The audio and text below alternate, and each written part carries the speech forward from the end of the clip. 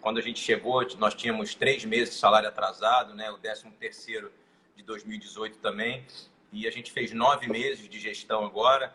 E nesses 9 meses a gente, com bastante sacrifício, bastante esforço e com muita ajuda dos nossos funcionários, a gente conseguiu quitar aí 12 folhas em 9 meses de gestão. Entretanto, como a gente já tinha esse buraco passado, né? A gente ainda segue tentando acertar.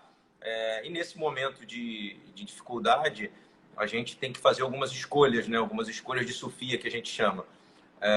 A gente estava com 40% da folha de fevereiro já quitada de todo mundo, e aí a gente conseguiu, agora anteontem, quitar os outros 60%, ou seja, integralizar a folha de fevereiro de quem ganha até R$ 5.000. Tá? Então, conseguimos fazer isso.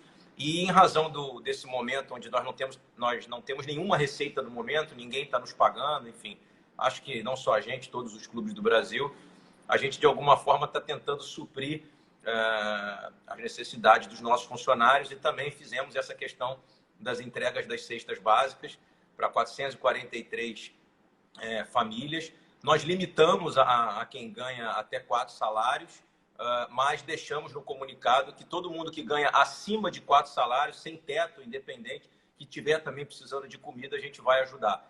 Então, assim, nesse primeiro momento foram 443 cestas. A gente fez uma cesta, assim, com bastante alimento para um mês, né? Mais ou menos. Assim, a gente conseguiu fazer uma cesta que segura a alimentação de uma família por um mês, para ver o que vai acontecer nesse próximo mês aí. Eu já antecipo a você aqui de primeira mão que se a situação continuar muito ruim, nós vamos fazer de novo, vamos ajudar os funcionários novamente. Queria aproveitar para agradecer também a nossa equipe de funcionários. Eu ontem até fiz uma postagem, você deve ter visto, agradecendo os funcionários que foram liderados pela gerente de compras do Fluminense, que fez um belíssimo trabalho, assim, não só na compra dos alimentos, como na entrega, com toda a segurança, como determina aí os órgãos de saúde, assim, todos protegidos, mas entregando aos funcionários. Então, a gente fica bastante feliz. Eu costumo dizer, isso não é para a gente comemorar, né? Eu acho que isso é uma obrigação da instituição, pagar salário, ajudar os funcionários, ajudar as pessoas mais necessitadas. E não só do Fluminense, não. Você deve estar percebendo que a gente vem fazendo um grande trabalho social também. Eu criei uma pasta na minha gestão, uma vice-presidência de ações sociais. As pessoas esquecem que o clube de futebol também tem função social, né? O Fluminense é uma entidade considerada de utilidade pública. Isso está lá no nosso estatuto. E eu, como presidente, não poderia esquecer de que, num momento de dificuldade de toda a população, o Fluminense precisa fazer a sua parte, né? Todos os clubes precisam. Eu não diria nem apenas também, né? Função social dos clubes certamente é um dos pontos mais importantes para que um clube de futebol de fato exista. Mas, enfim, quero avisar a galera que a gente vai falar de Fred. Eles já estão enlouquecidos aqui colocando. Eu acho que é o que o Mário mais fala ultimamente. Eu já ouvi o Mário falar de Fred em diversas entrevistas, mas são assuntos importantes nesse momento que a gente está vivendo e que a gente quer trazer um pouquinho mais para esclarecer. Então, a gente vinha falando agora da ajuda aos funcionários, mas eu quero também, Mário, falar dos jogadores. Sim. Você estava à frente da CNC e a gente sabe que a primeira proposta feita por vocês para o sindicato ela não foi aceita e cada clube vem olhando para a sua realidade e fechando um acordo diferente com seus jogadores. O Fluminense, pelo que a gente viu, mês de fevereiro foi integral, mês de março teria uma redução de 15%, abril, por ser as férias, integral também, e maio também teria uma redução um pouco maior. Como é que foi essa conversa com os jogadores? Vocês hoje entendem realmente que é caso específico e você entende que a definição para o Fluminense foi a ideal, clube-jogador? Vamos lá, Aline. Eu primeiro pontuar a questão da Comissão Nacional de Clubes. A Comissão Nacional de Clubes é um órgão estatutário, entretanto independente. As nossas decisões dos clubes elas são independentes, né? A gente se reúne, enfim. E eu hoje faço a coordenação da CNC, dessa Comissão Nacional de Clubes, juntamente com o presidente do Bahia, o Guilherme Belintani, que já se tornou um grande amigo e é um grande presidente do Bahia, um presidente que faz um trabalho belíssimo. E você sabe que eu sou extremamente franco e honesto, é um presidente que fala a língua muito parecida com a nossa. Eu olho muitas coisas que o Bahia vem fazendo e a gente vem utilizando aqui muitas coisas que ele já está há bastante tempo lá, já está há mais tempo do que eu à frente do clube. Ele vem fazendo excelente trabalho, a gente vem vendo muita coisa boa lá e vem fazendo essa coordenação juntos. Eu sou o representante, eu fui o representante da ideia dos clubes de colocar em férias coletivas e de fazer a questão da redução do salário. Entretanto, não chegamos a um consenso com sindicatos dos atletas, enfim, Federação Nacional, e acabou que a decisão da CNC foi de que cada clube, a gente ia botar em férias coletivas de forma unânime, todos os clubes colocaram em férias coletivas até o dia 20 de abril, você viu isso inicialmente, que o objetivo era preservar o calendário do futebol brasileiro, porque a gente dando férias, a gente consegue estender o Campeonato Brasileiro, por exemplo, até dezembro, até final de dezembro. Então essa foi a primeira ideia. E com relação aos acordos de redução salarial, enfim, e outras situações, o que ficou combinado é que cada clube, a partir daquele momento, ia negociar com o seu elenco. Então eu faço até questão de dizer isso, porque alguns jogadores de outros clubes e alguns profissionais de futebol estavam achando que eu estaria tomando decisão ou comunicando decisões que teriam validade no Brasil inteiro. Não, na verdade, eu era um porta-voz de uma união dos clubes, que é uma união que está muito bacana. Aproveito aqui para parabenizar todos os presidentes de clube das séries A, B, C, enfim. Nós estamos fazendo um bom trabalho juntos, mas a relação com os seus elencos ficou a cargo de cada presidente de clube. Eu não sei quantos clubes já conseguiram ou se tentaram, mas aqui no Rio de Janeiro eu posso te dizer que o Fluminense é o único que conseguiu até agora um acordo coletivo. Esse acordo coletivo eu negociei com todos os nossos jogadores, óbvio que eles elegeram 4 ou 5 representantes.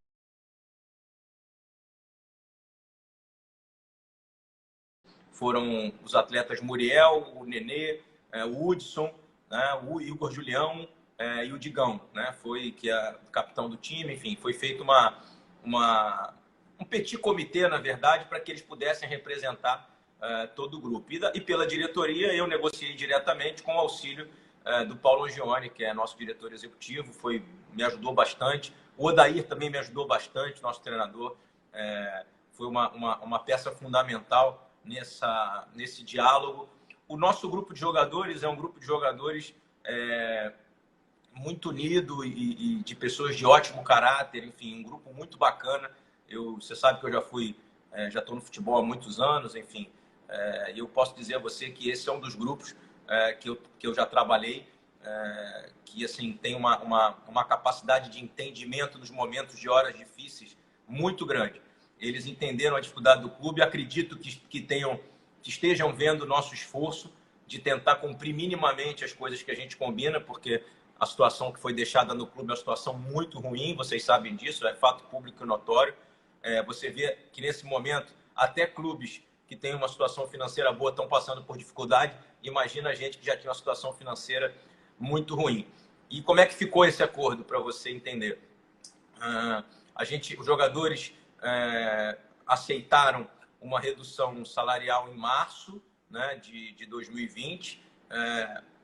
Parte do salário eles renunciaram e parte dos salários eles vão receber na frente e uma parte agora. Tá? Então, isso vai abrir possibilidade de fluxo para a gente. Com relação a abril, você está certíssima, como é férias, eu não tive nem a coragem de pedir nenhum tipo de redução, seria injusto da minha parte. O que ficou combinado é que nós vamos pagar 50% agora no meio do ano e 50% no final. Tá?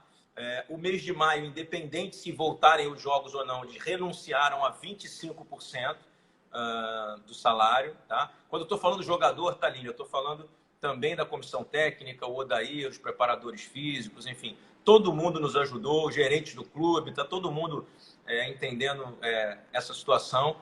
E aí, a partir de junho, a gente deixou uma cláusula que, se os jogos voltarem a partir de junho, seja com portão aberto ou fechado, os salários voltam normalmente, 100%. Tá? Mas se não voltar o futebol, a gente aí deixou uma cláusula de renegociação, ou seja, a gente senta na mesa novamente e rediscute o cenário. E uma outra coisa bacana, por isso eu fiz questão de agradecer os jogadores publicamente, pelo entendimento deles de ajudar a instituição nesse momento. O que a gente tinha para trás também,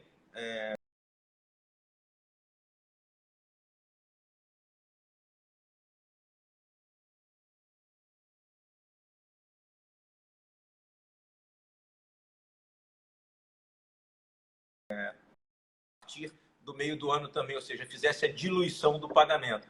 Então, a única diríamos assim, eu não chamo de penalidade, né? Mas a única cláusula que a gente tem e que realmente tinha que ter para protegê-los, eu acho que um bom acordo, né? Quando a gente faz patrão empregado, né? Clube, jogadores, enfim, é quando fica equilibrado, né? Eu, como advogado trabalhista que sou, busquei o tempo inteiro esse equilíbrio com eles e eles também comigo. Foi uma troca muito interessante.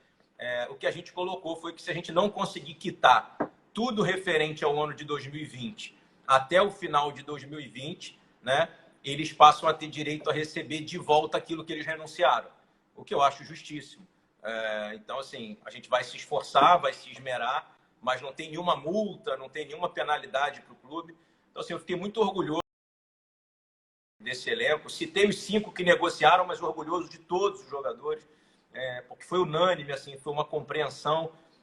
Isso realmente pode fazer muita diferença nessa tormenta que a gente está passando. E o que eu disse a eles é que o Fluminense jamais vai esquecer esse gesto, jamais, jamais. Né? Muitos elencos entram para a história de um clube por títulos. Eu acredito que esse elenco vai ganhar títulos, porque esse elenco merece ganhar títulos pela capacidade que ele tem e pelo caráter desse grupo. Mas o que eu disse a eles é que eles já entraram para a história do Fluminense, porque nos últimos 100 anos a gente não viveu isso na nossa sociedade. E se eles puderam ajudar o Fluminense nesse momento de enorme dificuldade mundial, eu, pelo menos, como presidente, como tricolor, como torcedor do Fluminense, jamais vou esquecer o que esse grupo fez nesse momento de dificuldade. A gente tem visto várias ações nesse tipo e é algo que a gente tem visto de positivo, se a gente pode tirar alguma coisa de positivo do momento que a gente está passando.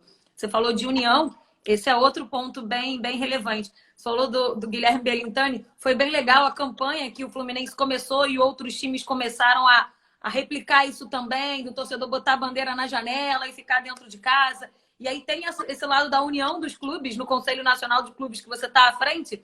E essa semana a gente pôde conversar com o Walter Feldman, com o secretário-geral da CBF. E ele destacou isso, ele tem dito que os passos têm sido mais fáceis de ser tomados, porque nunca viu uma reunião que traria tanta gente. Vocês fazem videoconferência e tem muitas pessoas participando, todo mundo no mesmo sentido, na mesma direção, para tentar encontrar soluções. E aí o próprio Walter Feldman falou para a gente que eles têm sim um dos planos, que eles acreditam até que o campeonato pode chegar a 2021, que a gente não tenha espaço entre Natal, espaço entre o Ano Novo, enfim. Recentemente a gente falou de contratos de 10 jogadores do Fluminense que estariam chegando ao fim em 2020. A gente até viu já alguns jogadores se pronunciarem em relação a isso. Qual seria a principal dificuldade, e aí até um pouco trazendo o seu lado mais advogado trabalhista, como você mesmo bem disse agora, que você entende um pouco mais desse lado, quais seriam as principais dificuldades de, quem sabe, estender o contrato desses jogadores, pelo menos até o fim do campeonato? Bom, vamos lá, Aline. Ótima pergunta sua. Assim, primeiramente, a gente, dentro das possibilidades que a gente tem na medida provisória emanada do governo federal, a gente pode, por exemplo, em negociação com jogadores, caso siga paralisado, vamos supor que a gente chegue em junho e não possa voltar a jogar futebol. A gente tem a possibilidade, por exemplo, de suspender os contratos de trabalho, obviamente em comum acordo, e esticar pelo tempo que fica parado. Isso já existe na Lei Pelé. A suspensão do contrato de trabalho e a prorrogação do contrato pelo tempo de paralisação, desde que seja em comum acordo. Então, essa é uma das possibilidades. A outra possibilidade é que está sendo enviado um texto elaborado por nós e com a ajuda da CBF, enfim, para que a medida provisória que fala sobre as relações trabalhistas, enfim, ela possa inserir uma cláusula. Eu não sei se vocês sabem, todos que estão nos acompanhando aqui, você também, mas o prazo mínimo de um contrato de um atleta profissional de futebol é de 3 meses. Você não pode fazer um contrato menor do que 3 meses. A gente está enviando um pedido para que, nesse período de pandemia, a gente consiga ter na medida provisória a possibilidade de fazer um contrato mínimo de 30 dias. Então, seria uma das hipóteses também. A outra hipótese, ela aí não depende da pandemia ou não, é o fato de que a gente pode renovar o contrato dos nossos atletas, porque são atletas que são úteis ao clube, e a gente pode esticar esses contratos já pensando até no ano de 2021. Então, assim, isso é uma coisa que não me preocupa. Em relação ao Fluminense, viu? Eu sei que os clubes de menor porte, por exemplo, de menor investimento, e que tem calendário curto, como os clubes menores do Rio de Janeiro, de São Paulo, enfim, que não disputam competições nacionais, eles têm uma enorme dificuldade, uma enorme preocupação, e a gente tem tentado, obviamente, fazer toda a legislação para abranger todos os clubes. Mas no caso do Fluminense, eu não me preocupo, sendo muito sincero com você, porque a nossa relação é muito boa, como eu te falei. A relação com os jogadores, enfim, a relação com a comissão técnica. A gente tem uma relação muito transparente. Assim, eu procuro, não sei se você sabe disso, mas eu procuro mostrar tudo a eles, assim, tudo que acontece quando a gente sofre um problema, quando a gente tem um revés, quando a gente tem uma penhora, o porquê que a gente demora às vezes a pagar. Assim, eu explico tudo isso aos jogadores. Assim, a gente tem uma troca muito aberta, muito boa. Então, assim, eu prefiro viver cada semana. Assim, em razão desse problema, a gente está vivendo assim na nossa vida pessoal, né? Depois de amanhã, completo exatos 30 dias sem sair de casa, enfim, assim, acho que todos nós. Então, a gente está vivendo um dia de cada vez e nós vamos encontrar solução. Na vida, a gente tem solução para tudo, só não tem para a morte. E é por isso que a gente precisa ficar em casa. Até sobre esse assunto também da renovação, a gente fez uma outra entrevista essa semana, ou a última, já tô meio perdida no tempo. Mas foi com o Nenê. E a gente perguntou sobre isso para ele, assim, de renovação ou de aceitar estender o contrato. Ele deixou claro para a gente que o objetivo dele era continuar no Fluminense, e até bem no estilo Nenê, eu tinha separado a aspa aqui para falar exatamente o que ele disse. Ele mandou um recado para você, ele falou: ô Mário, vamos trocar essa ideia aí depois da quarentena. Aí depois falou para a galera que estava acompanhando: já fala com ele aí, tem que renovar com esse jogador, um novinho, bem revelação do campeonato, se referindo a ele mesmo. E hoje em dia o Nenê é um dos principais jogadores do Fluminense, é quem vem realmente destacando dentro de campo. Você acha que com o Nenê o objetivo é fazer ter uma renovação maior até do que esse pequeno período, se chegar a 2021 o campeonato? Não, sem dúvida, Aline, que eu acabei de dizer para você, assim, a gente está muito satisfeito com o elenco, está muito satisfeito com o grupo, muito satisfeito com o Nenê especificamente, não só pelo futebol que ele vem apresentando, mas também pelo fato de ter sido um dos líderes nessa negociação, pelo fato de ter sido também, estar sendo um cara muito participativo. Enfim, eu o conheci agora quando trouxe, né, para o Fluminense, e todos os jogadores que têm contrato conosco até o final do ano sabem que, até pelo momento financeiro que a gente vive, pelas dificuldades que o clube vive, é muito importante que a gente consiga minimamente virar um ano para o outro com o mesmo grupo, assim, pelo menos com 70%, 80%. Você vai se lembrar que nas minhas coletivas, nas apresentações no início do ano, eu dizia isso, que um time campeão se forma no ano anterior.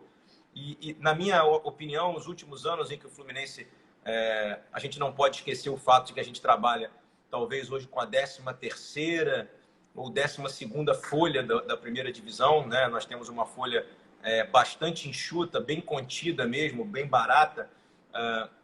Mas eu acho que como é que você supre essa falta de recursos? Tentando manter minimamente a sua espinha dorsal, o seu time, de um ano para o outro. E o Fluminense foi cometendo esse equívoco desde 2016. Ele vinha durante o ano, indo mal ou bem, não importa. Ele aí desmantelava tudo e começava tudo do zero. E se você tem menos dinheiro e começa tudo do zero, você vai ter mais 3, 4 meses de readaptação. O Odair falou sobre isso essa semana, de maneira muito clara, sobre questão de mudança de time e mudança de comissão técnica. Uma comissão técnica leva de 3, 4 meses para poder entender o novo clube, para entender o perfil dos jogadores. São jogadores que vão chegando no início do ano, você vai montando o seu elenco. Então, quando você vira de um ano para o outro, se você desfaz e contrata 18, 19 jogadores novos, eu vou te dar um exemplo. O torcedor, às vezes, especialmente os mais jovens, né, porque não é que eles não tenham memória, é porque eles não viveram o passado, porque eles são muito jovens. O Fluminense, em 2009, final de 2008, né, ele foi muito bem, quase foi campeão dele. Nós quase fomos campeões da Libertadores em 2008. Em 2009, o Fluminense fez 17 contratações em janeiro, entre janeiro e fevereiro. Foi muito mal no campeonato estadual, né, e muitos jogadores foram execrados naquele início de 2009. Entre eles, o Mariano, o Diguinho, o próprio Gum, né? E esse time veio se fortalecendo, fez um péssimo campeonato brasileiro, mas conseguiu uma arrancada histórica a partir de setembro de 2009. Eu fiz parte integrante daquele momento, eu me tornei gerente de futebol em setembro de 2009. O time estava em último, tinha 16 pontos ganhos na quarta rodada do retorno, você imagina que desastre, né? Teve aquela arrancada brilhante, foi a final da Sul-Americana e sagrou-se campeão brasileiro em 2010. E depois fez 3 anos muito bons, 10, 11 e 12.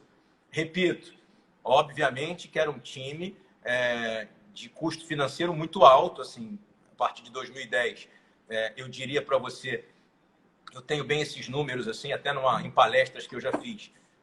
Esse time custava mais ou menos, se a gente dolarizar a folha, o que custa hoje o time do Palmeiras, mais ou menos, tá? Em termos de valores. Então, mas enfim, a gente teve outros times caros que não venceram. E por que isso? Porque foi dado continuidade ao trabalho. E aí você vai se lembrar que o Muricy ficou um ano, o Fluminense foi campeão, e depois, quando o Abel chega no início de 2011, ele vai até 2013. Ou seja, 2 anos de comando técnico do mesmo treinador com um grupo mantido. Isso fez o quê?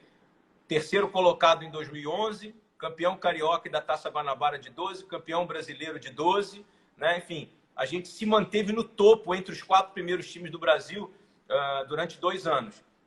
Então, assim, o momento de hoje nós temos uma folha muito mais barata, porque a situação financeira do clube é uma situação financeira dificílima, então a gente tem que tentar minimizar isso. Como é que a gente minimiza isso? A gente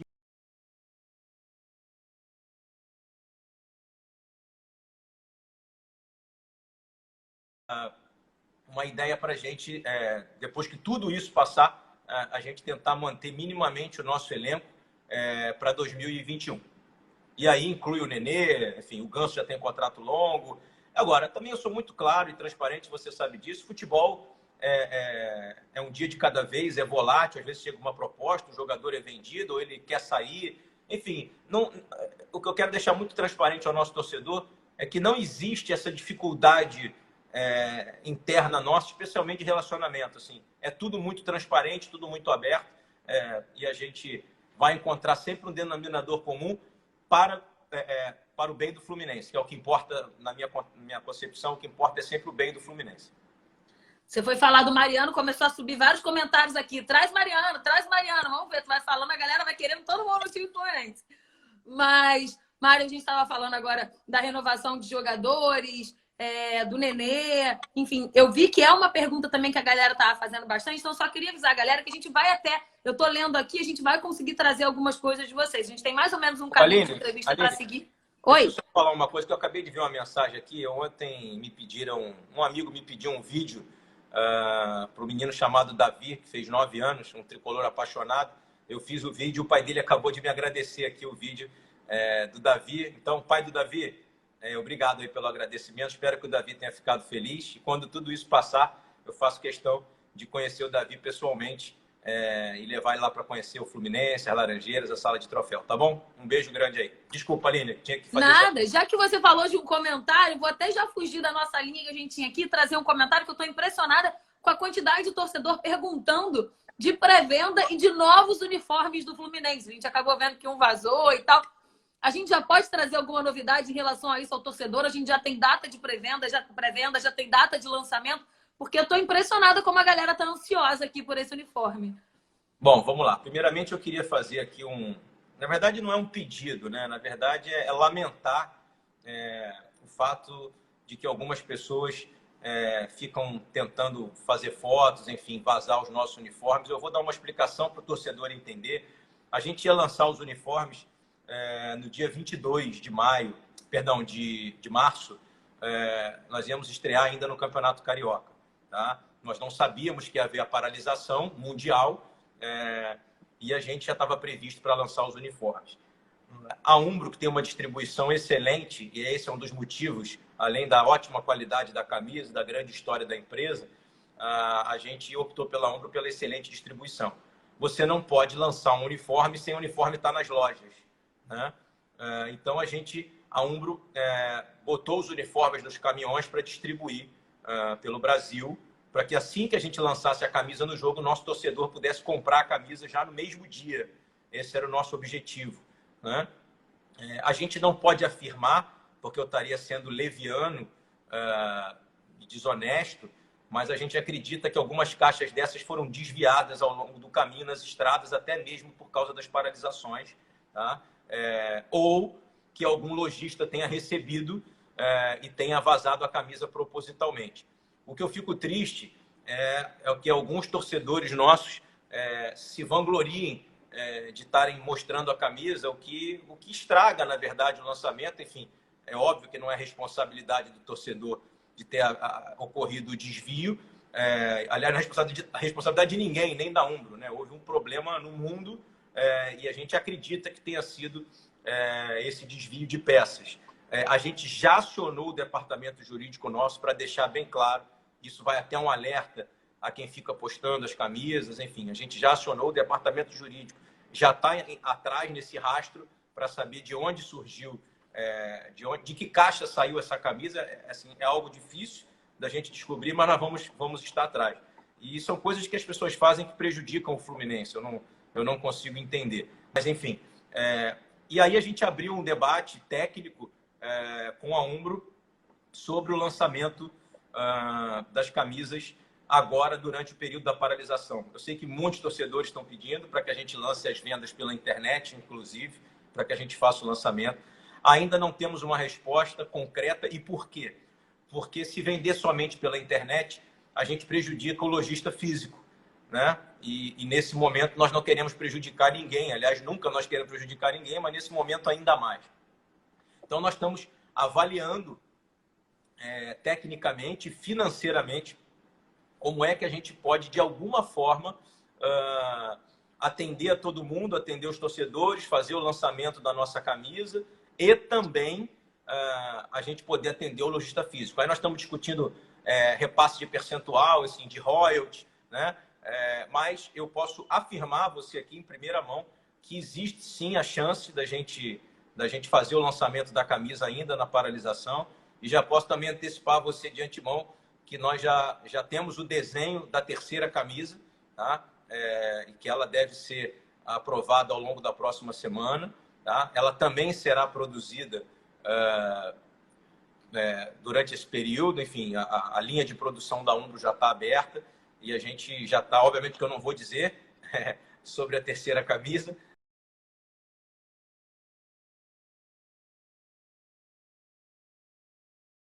Dando uma sugestão diferente. Assim, vai ser uma camisa diferente, bem diferente, assim, como é sempre a terceira camisa. Posso dizer a você que vai ser uma camisa assim, muito, muito baseada nos modelos das camisas da Europa, né? Isso aí eu posso dizer, não há problema nenhum. E chega, uma camisa muito bonita. Eu tenho certeza que o nosso torcedor vai adorar. E posso dizer porque eu vi. E assim, esse vazamento da camisa ele também é ruim, das pessoas que postaram foto, enfim, dessas coisas, porque as pessoas fazem fotos ruins, precárias, né? E eu vi muita gente criticando as camisas porque as fotos são ruins. Não sei se você se lembra, a camisa azul, quando foi tirar uma foto presa num cabide, com a camisa esticada numa loja, as pessoas caíram de pau na camisa azul, e ela é uma camisa lindíssima, uma das camisas mais bonitas da história do Fluminense. Então, assim, além de tudo, eu posso dizer a você que as duas camisas que eu vi pessoalmente, quando foi aprovada pelo Conselho Deliberativo, a tricolor e a branca, também são lindíssimas. Eu como tricolor, te diria que talvez esteja entre as 3 camisas mais bonitas que o clube já teve, já fez. A Umbro fez uma camisa especial. Então, assim, a gente pode esperar que tenha coisa boa aí. Legal. A gente vê que o torcedor fica ainda mais ansioso. Certamente todo mundo tá doido para ver a camisa como ela realmente é, numa qualidade boa, né? Porque certamente foto tirada de qualquer jeito a gente sabe que não fica legal. Mário, queria voltar com você para um assunto que fala um pouco mais de retorno de jogos Covid-19 e tem a ver com o Rio de Janeiro. E aí, de novo, numa entrevista que a gente fez essa semana, a outra repórter do Esporte Interativo, Monique Danello, chegou a entrevistar o Elias Duba, falando da situação dos clubes menores daqui do Rio. A gente vem acompanhando que a Federação do Rio de Janeiro tem tido algumas reuniões, tem organizado algumas reuniões no sentido de ver o que é possível fazer para iniciar os jogos. Quando saiu a extensão dos 10 dias,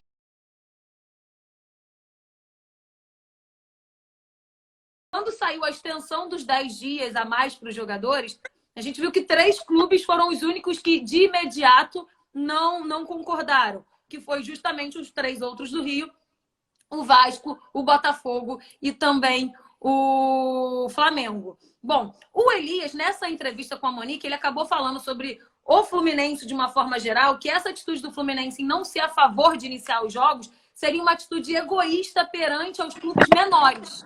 Então eu queria ouvir um pouquinho de você, assim, vindo dos clubes menores que o Fluminense é egoísta, por outro lado, sem ter esse aval ainda de Ministério da Saúde, de organizações de saúde, dizendo que os jogos podem acontecer. Como o Fluminense está nessa história? Ô, Aline, eu vou pedir só para você...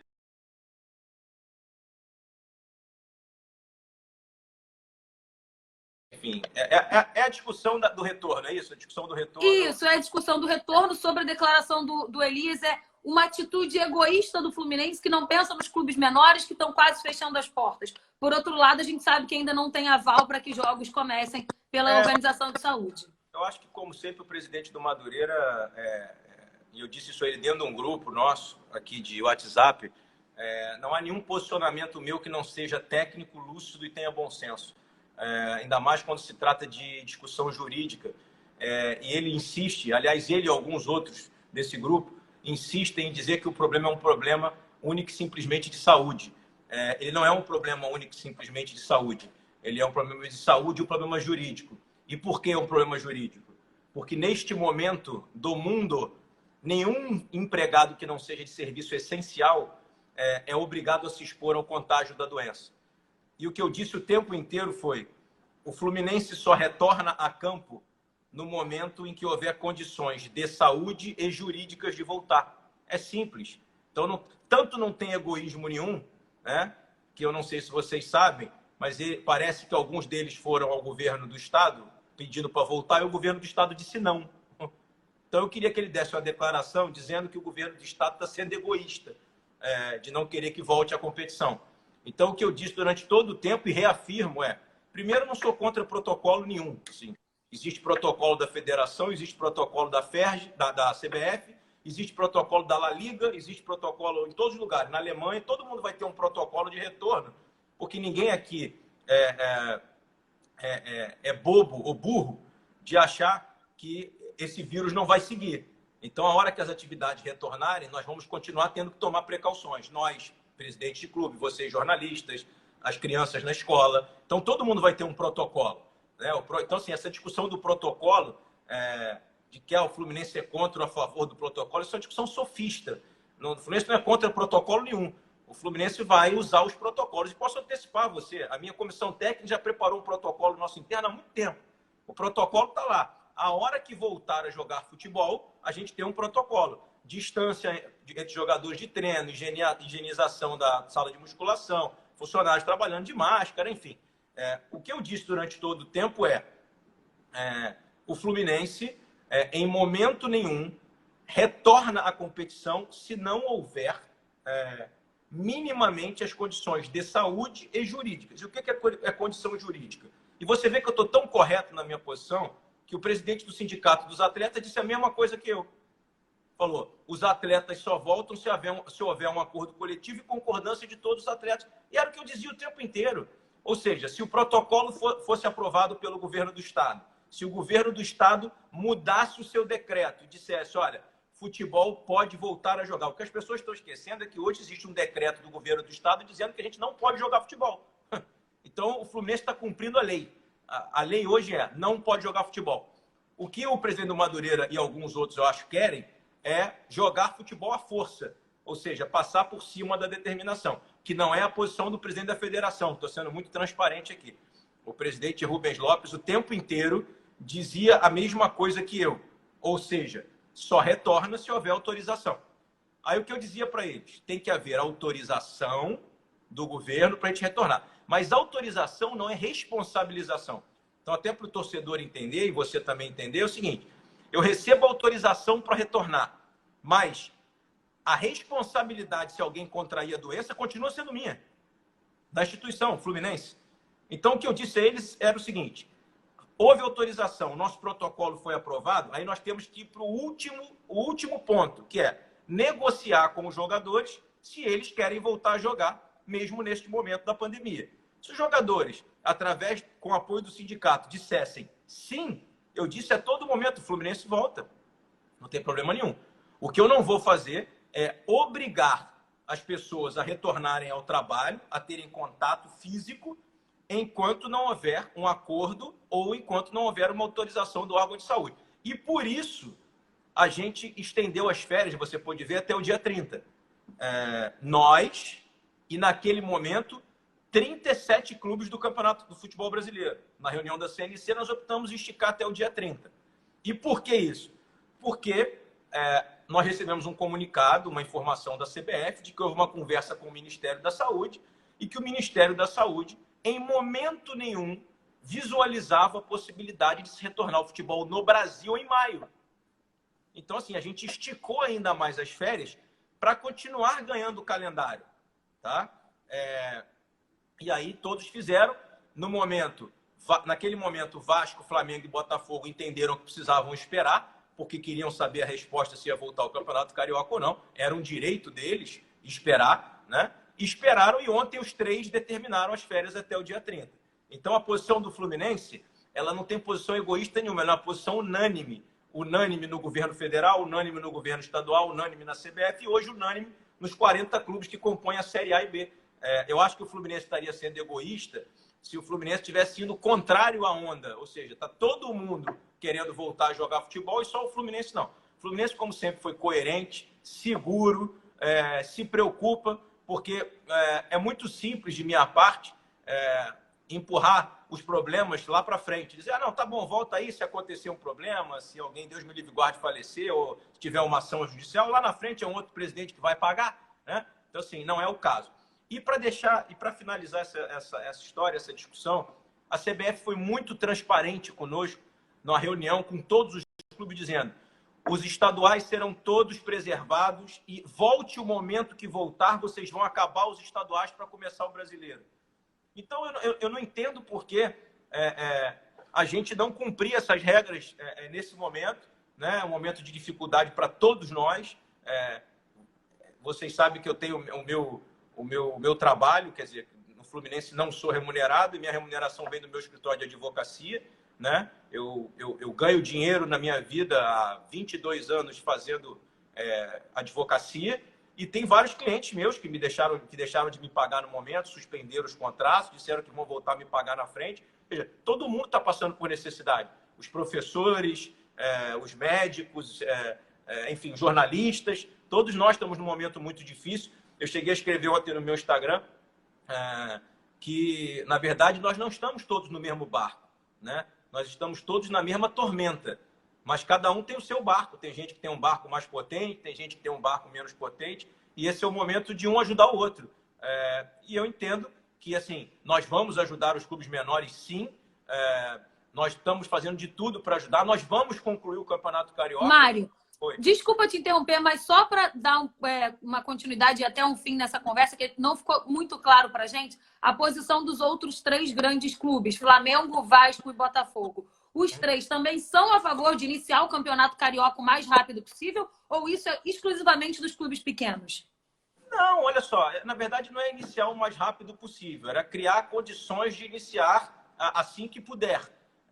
Só que Vasco, Botafogo e Flamengo, até ontem, até anteontem, entendiam que a gente teria possibilidade de voltar no início de maio e por isso não tinham esticado as suas férias. Eu estiquei as minhas independente, assim, porque eu fui muito claro de que eu só voltaria com a anuência dos meus atletas e dos meus funcionários, enfim, com a concordância de todo mundo. Me parece que ontem os outros três também aderiram e colocaram de férias. E é o que eu te falei no início do nosso bate-papo aqui. Essa é uma discussão semanal, né? Semana a semana a gente vai vendo a evolução das coisas, ou a involução, não sei. Mas, assim, o que precisa ficar bem claro é que eu uso argumentos técnicos e as pessoas, às vezes, tentam usar de forma proposital, como se eu estivesse indo contra, única e simplesmente por guerra de puro prestígio, enfim. O Fluminense disse o tempo inteiro nas reuniões, assim que puder retornar ao campeonato com condições de saúde e jurídicas, o Fluminense retorna e é a favor de acabar o campeonato com todas as rodadas. Ponto final.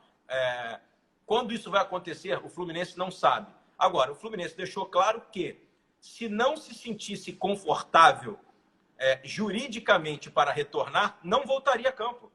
E eu disse a eles de maneira clara também que entendo que estou coberto pela legislação. E por que isso? Porque não consigo conceber que nenhum outro clube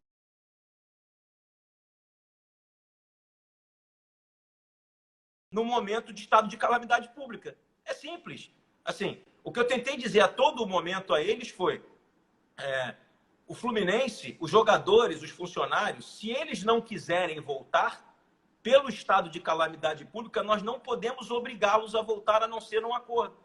Só que aí você escreve 40 vezes a mesma coisa, dizendo, olha, basta a gente fazer um acordo coletivo com o sindicato, porque aí fazendo a gente pode voltar, desde que o governo estadual e federal autorize.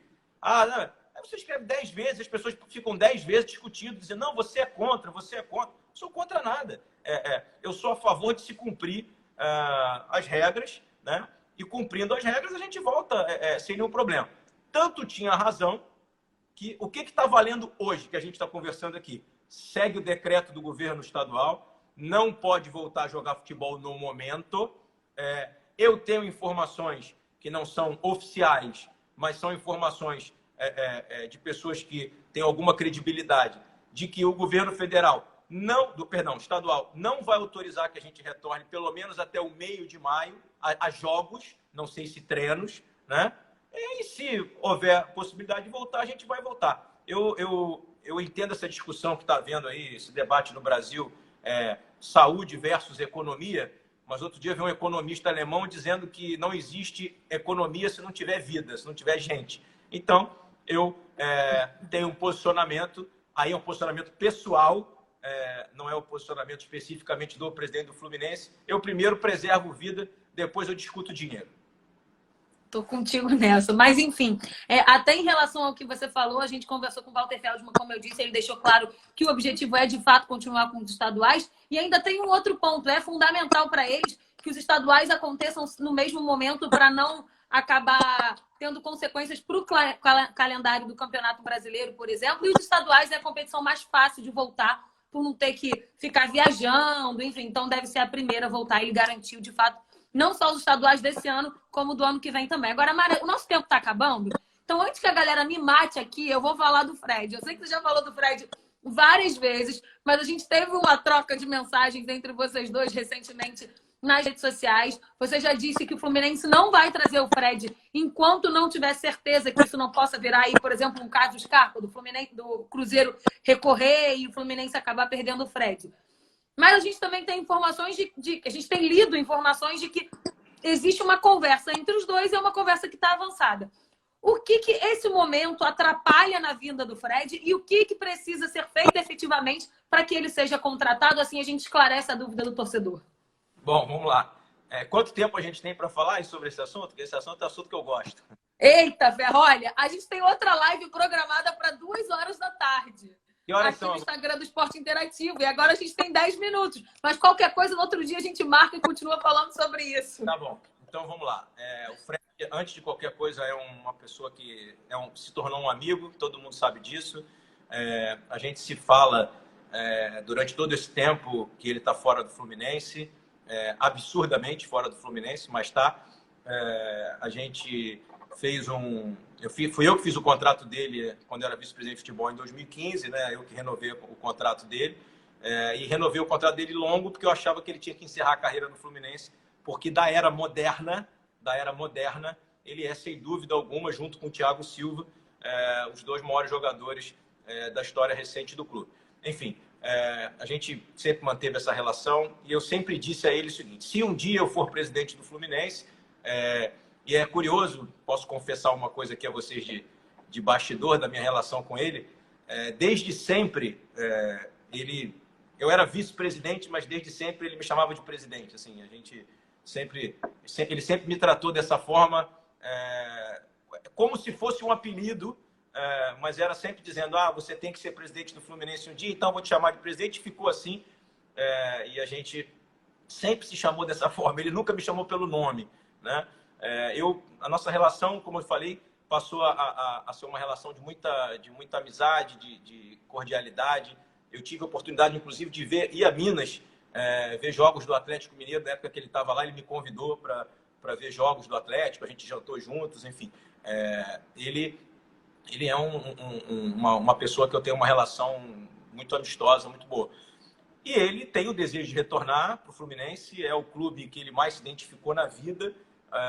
Ele é apaixonado pelo Fluminense, ele se emociona com o Fluminense, ele chora pelo Fluminense, a família dele também é apaixonada pelo clube. Ele tem uma eterna gratidão pela nossa torcida, pelo aquele momento do retorno da Copa de 2014. Ele sempre fala comigo sobre isso, que ele nunca vai esquecer aquilo, que aquilo foi a grande virada da carreira dele, ou seja, no momento em que ele mais precisou, a nossa torcida o abraçou.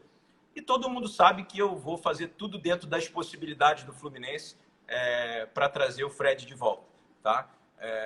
Eu poderia dizer a vocês o seguinte: resolvendo a questão jurídica, eu acho que nada vai impedir que ele volte para o Fluminense. Então, assim, de 0 a 10, eu diria para você que hoje a chance dele voltar para o Fluminense é 8, tá?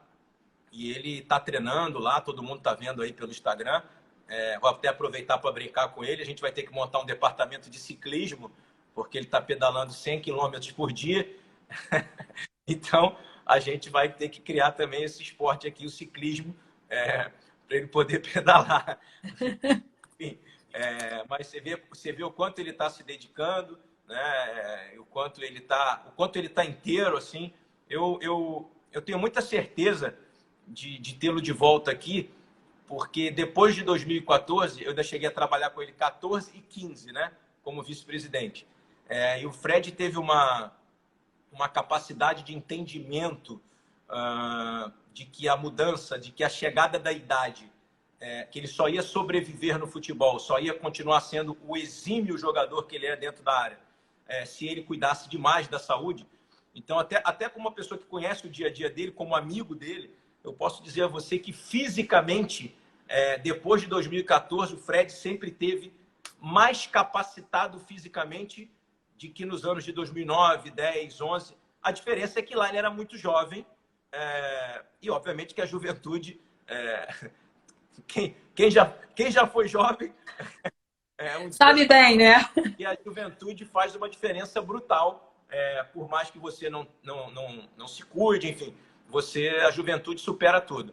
Ele entendeu isso há 6 anos atrás. Há 6 anos atrás, ele entendeu que para ter longevidade no futebol, que é uma coisa que ele ama jogar, ele ia ter que se cuidar absurdamente. E ele se cuida absurdamente. E tanto é verdade que eu estou te falando, que o único período em que ele teve parado nesses últimos anos foi de uma lesão no joelho, de uma ruptura de ligamento. Mas é que pode acometer uma pessoa de 16 anos de idade, 18, se for num lance fortuito. Mas você vê que ele ficou distante das lesões musculares, né? Que ele teve sempre totalmente dentro do peso. Dá para ver pelos vídeos o quanto ele está em forma. O Jefferson, que é o preparador físico, que já trabalhou inclusive conosco aqui no Fluminense, foi muito claro ao dizer ontem, acho que foi numa entrevista ou numa live, não sei, falou, ele hoje está na mesma forma de 2012. Então, para você ver, né? Ele 8 anos depois, ele está no mesmo peso, enfim, está se cuidando demais. Eu não tenho dúvida de que quando retornar, vai nos dar muitas alegrias dentro e fora de campo. Continuarei fazendo de tudo para que ele retorne. Conto com o apoio da nossa torcida. Estou vendo algumas pessoas falando do Thiago Silva. Também quero trazer o Thiago de volta um dia. Ele sabe disso. Quando ele esteve no CT recentemente, nós tiramos até uma foto. Conversei com ele. Ele foi muito transparente comigo. Ele falou, presidente, a minha ideia é jogar na Europa até a Copa do Mundo. E depois da Copa do Mundo, retornar ao Brasil, leia-se Fluminense. Eu acredito que o pensamento dele ainda seja esse. Ou seja, se manter na Europa o máximo de tempo possível, porque ele tem interesse de jogar a Copa do Mundo, é um direito dele. E o Thiago tem uma capacidade física, uma compleição física de um jovem ainda. Então, o Thiago, na minha opinião, vai jogar até os 40, 41 anos de idade tranquilamente, tá? Eu digo isso sem a menor preocupação, porque sou amigo também de um ex-jogador de futebol, um grande amigo que não jogou no Fluminense.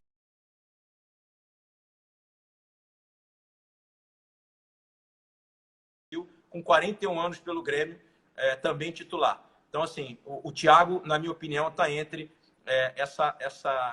esse percentual muito pequeno de jogadores que conseguem jogar até os 40, 41 anos, como o Zé Roberto, por exemplo, com uma capacidade física como se fosse um jovem.